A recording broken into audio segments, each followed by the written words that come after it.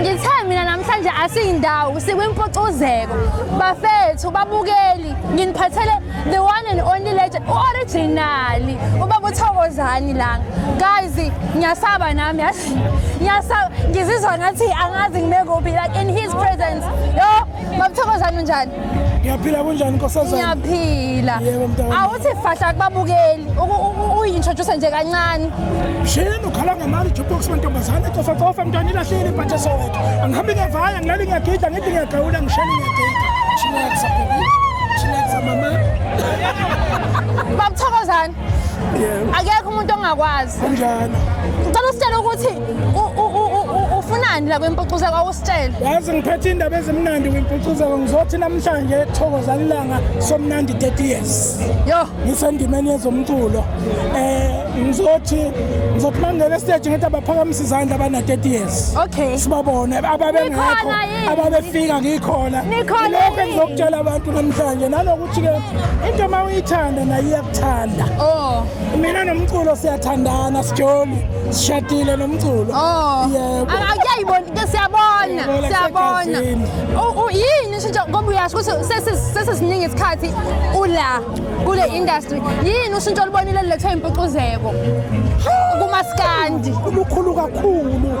Impucuzeko siyayikhulekela noma sithandaza noma siguqa ukuthi impucuzeko ayikhule ibe ngangento abazondi nokhahlamba ngoba ikwazi ukuqoqa ikwazi ukubukelela abaculi abasafika endimeni ikwazi ukubona sebedumile ikwazi ukuthi inake nasebekhulile inakekela yonke into iqoqa amabhinqa ibuyisa ubuthina abantu bebezesaba ukuthi bahobani befuna ukuba belungu namhlanje abantu bayishola bona ngomlomo bathi bangamabhinqa into babesaba becabanga ukuthi bazoshintsha babe mhlophe into engeke yenze namhlanje sonke samabhinqa sizala omama abaqaqile abavula amadlebe abafaka idwaba sakhula siphuma phansi kweyidwaba sonke namhlanje sesiyakuvuma lokho sikutshela izwe asisesabi ileyo nto engiyijabulela ukuthi kusho ukuthi izwe lakithi selibuyile ngoba lalithunjiwe.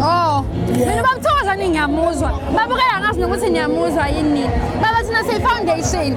Yebo. Siyi-foundation sifuna ukupha abantu abaphuma kuma-background angekho right amabhazari.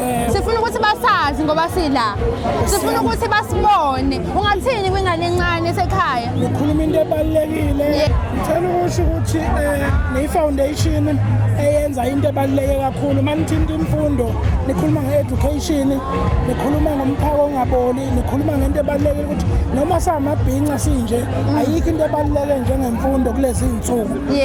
Siyathanda siba amabhinqa impela kodwa siba amabhinqa ayiqondayo incwadi siba amabhinqa afundile siba amabhinqa ahamba nesikhathi ukuthi kuyafundwa kwenziwani asibe yilawo mabhinqa singasalele emuva kwezemfundo ngoba imfundo ibaluleke kakhulu ziningi izinto ohlangana nazo empilweni uma uphila ukhula ezidinga imfundo. Yebo.